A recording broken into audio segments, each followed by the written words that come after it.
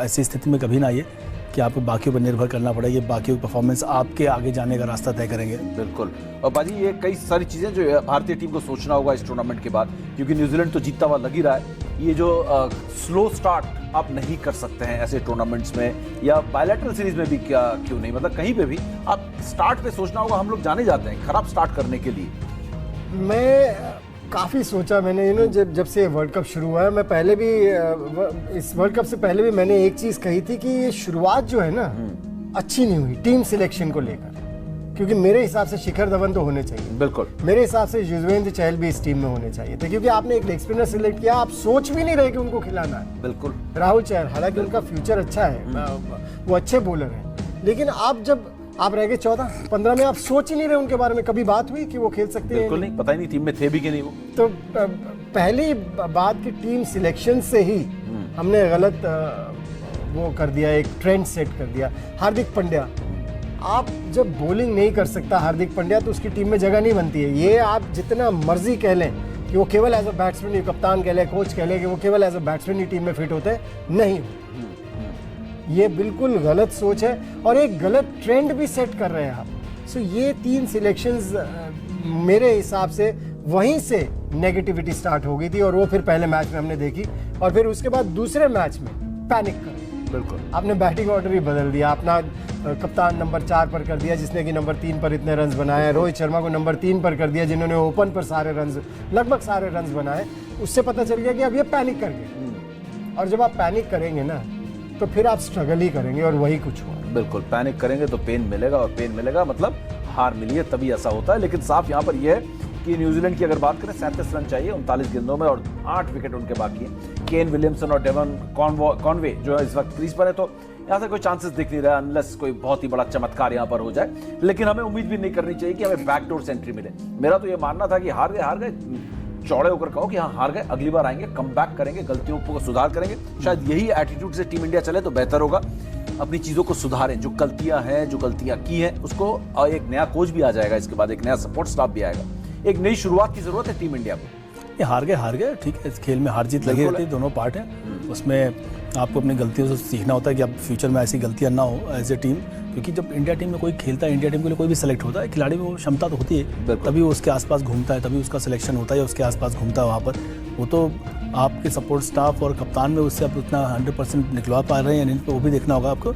और रही बात पाजी ने इंजरी की बात की, अगर इंजरी के इशू है तो यार इतना बड़ा टूर्नामेंट में आप उसको कंसीडर नहीं कर सकते हो। बिल्कुल, क्योंकि आपके पास ऐसा तो है नहीं प्लेयर का पूल छोटा हो, आप हमेशा बड़े पूल के साथ रहते हैं यहाँ पर बहुत बार ऐसा होता है ना समझिए कि आप कैप्टन का भी इन्वॉल्वमेंट रहता है, उनकी भी एक सोच रहती है, तो वो सारी मद्देनजर काफ़ी चीज़ें यहाँ पर चेंज होने की जरूरत है, जो शायद आगे भविष्य में ऐसी गलतियाँ ना हो। लेकिन पाजी की इस बात पे क्या टेक है, क्योंकि बहुत सही बात इन्होंने कही सिलेक्टर्स का, पहले 2 ऐसे खिलाड़ियों को ना सिलेक्ट करना जिनको सिलेक्ट करना चाहिए था, और एक ऐसे खिलाड़ी को सिलेक्ट करना जिसके बारे में पूरे टूर्नामेंट में चर्चा नहीं हुई, जैसे राहुल चहर की। तो सिलेक्टर्स में भी कुछ कंफ्यूजन दिखता है, सिलेक्टर्स को भी कहीं ना कहीं, और मेरे ख्याल से क्या सब प्रोएक्टिव होना चाहिए या और ज्यादा समझदार या उस तरीके की टीम चुने जहां पर नहीं, वो तो मैं थोड़ा सा डिफर करता हूँ, क्योंकि आप सिलेक्शन को लेके देखो, जब हमने आर अश्विन को पिक किया सिलेक्टर्स ने, वो 5 साल से खेले नहीं T20 फॉर्मेट, वो आपका बेस्ट परफॉर्मिंग बॉलर है इस वक्त। ऐसा तो उनका सिलेक्शन नहीं होना चाहिए, क्योंकि आपने 5 साल से उनको इंटरनेशनल T20 में नहीं देखा। फिर भी उनको दिख गया कि एक्सपीरियंस के साथ गए।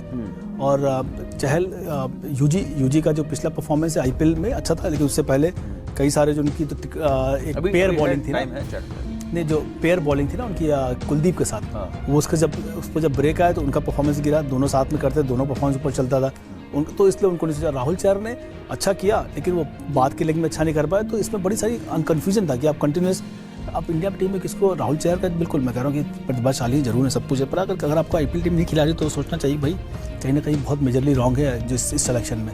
हाँ, इससे यही नहीं बात खत्म हो जाती है। आप ईशान किशन को देख लें, आप जिस तरीके से आपको पता था 3-3 विकेट कीपर आप लेकर जा रहे हो, चलिए बहुत ताबड़तोड़ बल्लेबाजी कर रहे थे तो आपने रख लिया।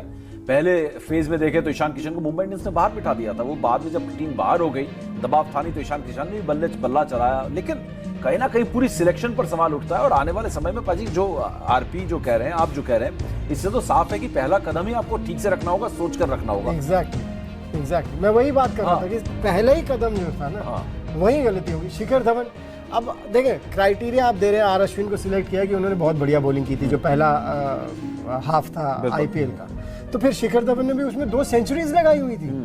T20 क्रिकेट हाँ, में वो high back to scorer back. Orange cap की रेस में सबसे आगे चल तो रहे फिर थे। आप पैमाना, मैं मानता हूँ पैमाना इंटरनेशनल क्रिकेट, जब आप अपनी देश की टीम सिलेक्ट करते हैं, पैमाना सबके लिए एक जैसा नहीं हो बिल्कुल। सकता, लेकिन सोच तो एक होनी चाहिए कि एक को एक्सपीरियंस के लिए ला रहे हैं, दूसरे एक्सपीरियंस को निकाल रहे हैं जो कि लय में है, जो कि फॉर्म में है। और दूसरी चीज ये भी है आरपी की कहीं ना कहीं जो पाजी कह रहे हैं, आपने शिखर धवन को जो छोड़ा उस पर थोड़ी सी चर्चा इसलिए मैं करना चाहता हूँ कि शिखर धवन जो है बहुत सीनियर हो गया, उनकी जगह यंग उसको लाना चाहते हैं, तो ऐसा भी नहीं था। शिखर धवन इस वर्ल्ड कप के लिए तो बूढ़े नहीं हुए थे, ठीक है 2022 के लिए हो जाएंगे या 23 के लिए आप चाहते हैं कि कोई शुभमन गिल आ जाए या पृथ्वी शॉ आ जाए, आप ग्रूम करना चाहते हैं ना, आपने ग्रूम किया ना, आप यंगस्टर को लेकर आए। आपके लिए ओपन आपने रोहित और केएल राहुल नहीं किया, जो कि आपके सबसे वो है अनुभवी, और रोहित शर्मा ने क्या किया हमें मालूम है, एक इनिंग्स में चले वही 74 रन जो टीम के खिलाफ बनाए, वो बिल्कुल कमजोर टीम थी और जब तक उन्हें बनाना चाहिए था नहीं बना पाए।